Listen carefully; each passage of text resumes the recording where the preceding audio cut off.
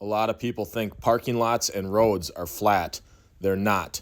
In this case, the water flows to the middle in this swale, right to the drain, and that's where we have the infrared sitting. In other cases, and like most roads, the center is crowned, so the water flows to the sides. But as you can see here, the drainage right down the middle of this apartment building parking lot is making this nice little river right to the drains, as it's supposed to. Come on, let's go. So one of the guys decided, since we can't work, he was going to get a workout in at the same time. 2, 2,